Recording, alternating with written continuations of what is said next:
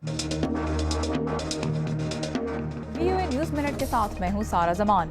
अक़वाम मुत्तहिदा की एक नई रिपोर्ट के मुताबिक अफगानिस्तान में इस साल सिविलियन हलाकतों में 23% इजाफा हुआ है। रिपोर्ट में हुकूमत की हामी ताकतों को 9%, जबकि शिद्दत पसंदों को 74% हलाकतों के लिए जिम्मेदार करार दिया गया। ताहम ISAF के मुताबिक ये तादाद 90% के करीब है। जिम्बाब्वे में आज सदारती और पार्लिमानी इंतखाबात के लिए वोट डाले गए। वज़ीर आज़म त्वांगिराई तीसरी मरतबा सदर मुगाबे को शिकस्त देने की कोशिश कर रहे हैं, जो 1987 से मुल्क के सरबराह हैं। इससे पहले वो 7 साल तक वज़ीर आज़म भी रहे। सदर ओबामा ने हिज़्ब इख्तिलाफ के सेनेटर्स जॉन मैकेन और लिंडज़ी ग्राहम को आइंदा हफ्ते मिस्र जाने के लिए कहा है। सेनेट की आर्म्ड सर्विसेज कमेटी के इन 2 अरकान के दौरे का मकसद मिस्र में जल्द इंतखाबात मुनक्किद करने की हिमायत करना है। और एक सूबाई गवर्नर के मुताबिक थाईलैंड के 85 साला बादशाह 4 साल तक अस्पताल में रहने के बाद जल्द अपने एक महल में मुंतकिल होने वाले हैं।